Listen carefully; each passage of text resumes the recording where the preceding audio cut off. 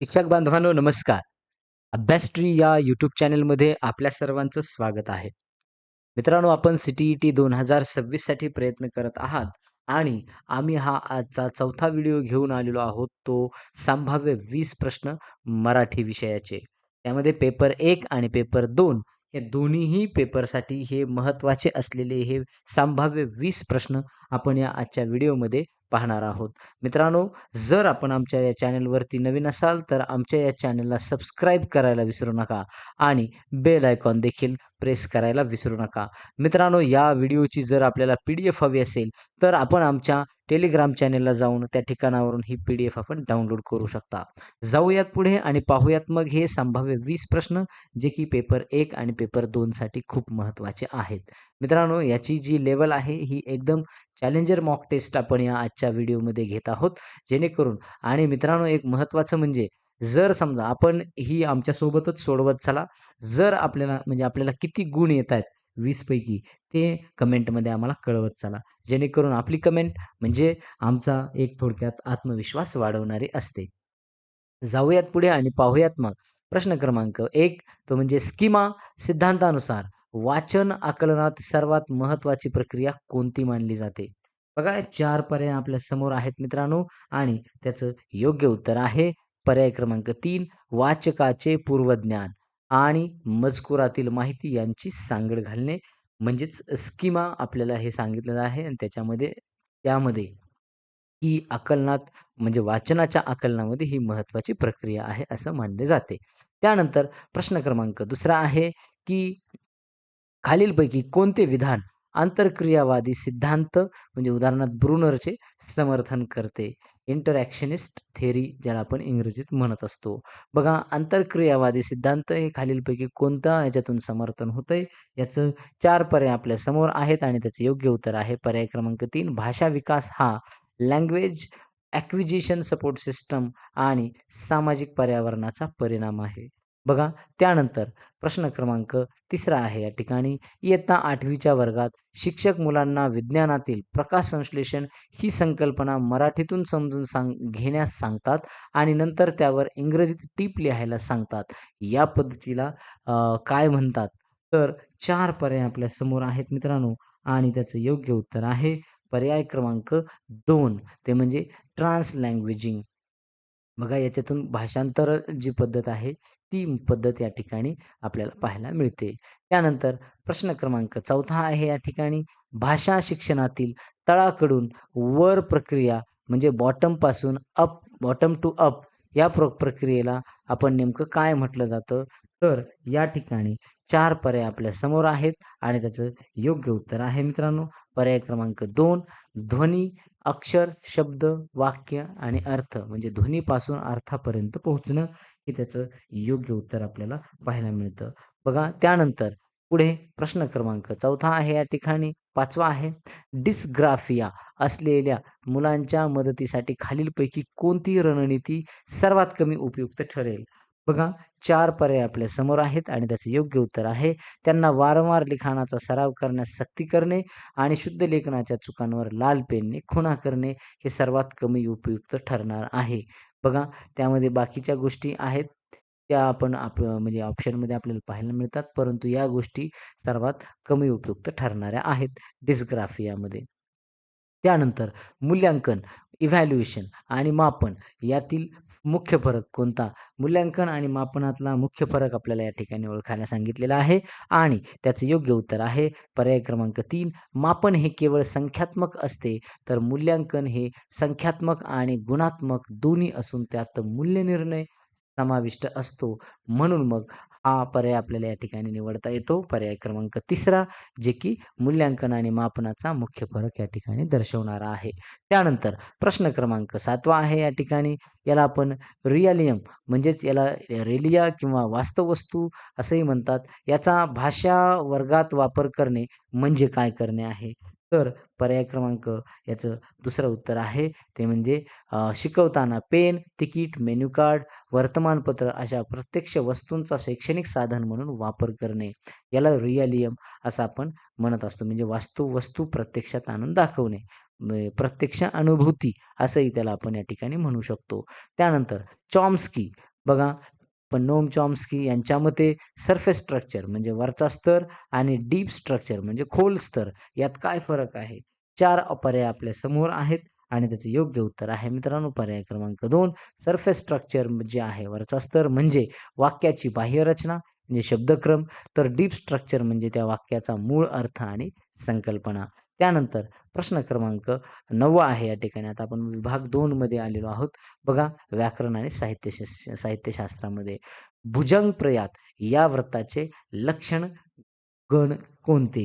हे आपल्याला या ठिकाणी विचारलेलं आहे आणि त्याचं योग्य उत्तर आहे पर्याय क्रमांक 1 य, य, य, य. 4 य असे थोडक्यात भुजंगप्रयातचे गण पडत असतात. प्रत्येक गणामध्ये आपल्याला माहिती आहे म्हणजे प्रत्येक चरणात 12 अक्षरे आपल्याला पाहायला मिळतात. म्हणजे जर उदाहरण पाहिलं याचं तर मना सज्जना भक्तिपंथेची जावे असं या ठिकाणी आपल्याला सांगता येईल. बघा प्रश्न क्रमांक 10वा आहे अलंकार ओळखा. इथं आहे लेकी बोले सुने लागे. तर या ठिकाणी अलंकार कोणता असेल तर तो आहे अन्योक्ती अलंकार. आता अन्योक्ती अलंकार कशाला म्हणायचं? तर ज्याच्याबद्दल बोलायचे आहे त्याच्याबद्दल न बोलता दुसऱ्याला उद्देशून बोलणे यालाच थोडक्यात लेकी बोले सुने लागे हे त्याचं अन्योक्ती अलंकाराचं उदाहरण आहे. त्यानंतर प्रश्न क्रमांक 11वा आहे समाजाच्या भयाने तो त्याचे मत व्यक्त करायला कचरला. या वाक्यातील भयाने या शब्दाची विभक्ती आणि तिचा कारकार्थ ओळखा. असा आपल्याला या ठिकाणी प्रश्न आहे आणि त्या ठिकाणी पर्याय क्रमांक 2 हे त्याचं योग्य उत्तर आहे. तृतीया त्याला ने हा प्रत्यय लागलाय तो आणि त्यानंतर त्याचं हेतू किंवा कारण हे त्याचं काय आहे? थोडक्यात कारकार्थ आहे, असं आपल्याला सांगता येईल. म्हणजे आपल्याला भयाने शब्दाला ने हा प्रत्यय असल्यामुळे हे थोडक्यात ते म्हणजे भय हे थोडक्यात साधन नसून ते क्रियेचं कारण आहे, असं आपल्याला या ठिकाणी सांगता येतं. म्हणून याचा कारक हा हेतू आहे, असंही आपल्याला सांगता येईल. त्यानंतर प्रश्न क्रमांक 12वा आहे, आमच्या दारावरून हत्ती गेला. या वाक्यात शब्दशक्तीचा कोणता प्रकार दिसून येतो? तर बघा, आता दारावरून हत्ती गेला याचा शब्दशः अर्थ जर घेतला, तर हत्ती दाराच्या वरून गेला असा होतो, जो की अशक्य आहे. परंतु आपण दाराच्या समोरून असा त्याचा अर्थ आपल्याला लावता येईल. म्हणजे तो सुसंगत अर्थ आहे आणि मग मुख्य अर्थाला बाधा आल्यामुळे ही थोडक्यात आपल्याला सांगता येतं लक्षणा म्हणजे ही काय आहे शब्दशक्ती आहे हे आपल्याला या ठिकाणी सांगता येईल. त्यानंतर संधी सोडवा. मनश्चक्षू अशा पद्धतीची ही एक संधी आहे. मित्रांनो ही विसर्ग संधी आहे. हे आपण लक्षात घ्यायचं आहे आणि नियम काय सांगतो या ठिकाणी विसर्गाच्या पुढे जर च किंवा छ बघा च किंवा छ आलेला असेल तर बघा तर त्या ठिकाणी काय होत असतो विसर्गाचा श होत असतो आणि म्हणून मग इथं मनश्चक्षू असं या ठिकाणी झालेलं आहे. पर्याय क्रमांक 2 हे त्याचं योग्य उत्तर आहे. प्रयोग ओळखा. काय कर्म करिजे लघु लेकरांनी. आता हे जुने मराठी काव्य आहे मित्रांनो आणि आपल्याला थोडक्यात सांगता येईल, की ज्यावेळेला आपल्याला प्राचीन मराठी काव्यात धातूला जे असं जर प्रत्यय लावलेला जात असं आणि जसं की करीजे, बोलीजे, कीजे मग असं ज्यावेळेला आपल्याला पाहायला मिळेल त्यावेळेला तो प्रयोग किंवा तो आपल्याला त्याला सांगता येईल पुराण कर्मणी प्रयोग किंवा प्राचीन कर्मणी प्रयोग असं आपल्याला या ठिकाणी सांगता येईल.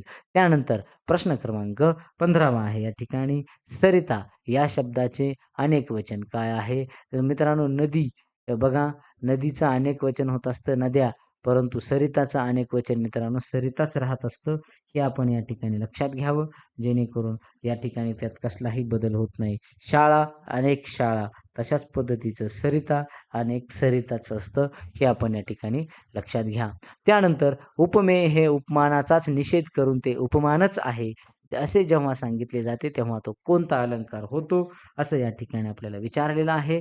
मग आपण लक्षात घ्यायचं आहे, तर त्याचं योग्य उत्तर आहे पर्याय क्रमांक 1 तो म्हणजे अपन्नृती अलंकार.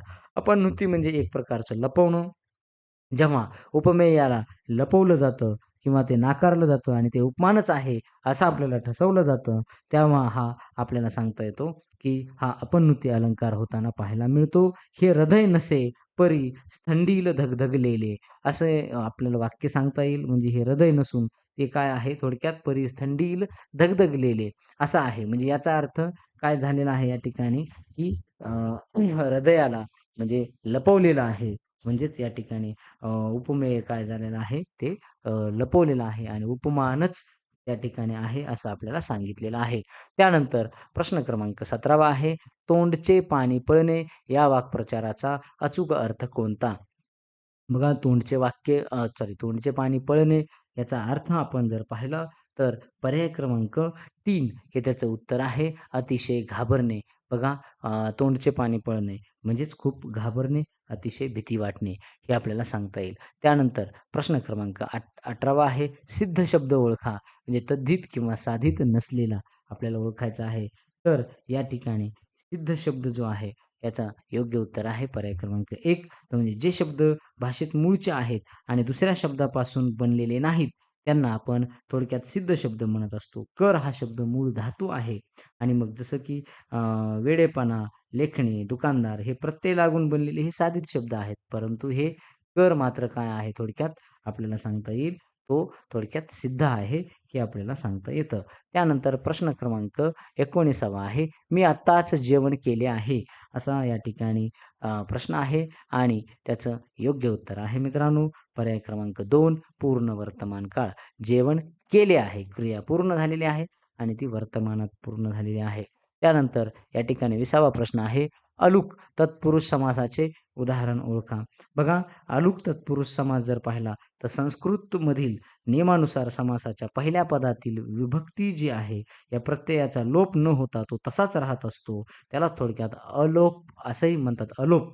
आणि मग या ठिकाणी अग्रेसर या ठिकाणी सांगता येईल बघा, अग्रेसर हे जे आहे, हे या ठिकाणी आपल्याला सांगता येतं. आणि मग अग्रेसर अग्रे म्हणजे काय असतं पुढे थोडक्यात आणि त्याचं म्हणजे थोडक्यात त्याचं जे आपण विभक्ती पाहिली तर ती सप्तमी आहे असं आपल्याला सांगता येईल. आणि मग अलुक तत्पुरुष समासाचं उदाहरण हे म्हणजे अग्रेसर अशा पद्धतीनं आहे. बघा, अशा प्रकारे हे 20 प्रश्न आपण या ठिकाणी घेतलेले आहेत मित्रांनो. खूप महत्त्वाचे प्रश्न आहेत. याचा फायदा आपल्याला नक्कीच परीक्षेत कुठेतरी होईल आणि आमच्या या व्हिडिओचा आपल्याला म्हणजे अ, एक खूप कमी पर्सेंट म्हणा, परंतु याचा नक्की फायदा होईल. बघा, तर या ठिकाणी आपण थांबतोय. जर या व्हिडिओची आपल्याला पी-डी-एफ हवी असेल, तर आपण आमच्या टेलिग्राम चॅनलला जाऊन ही पी-डी-एफ आपण डाउनलोड करू शकता. धन्यवाद.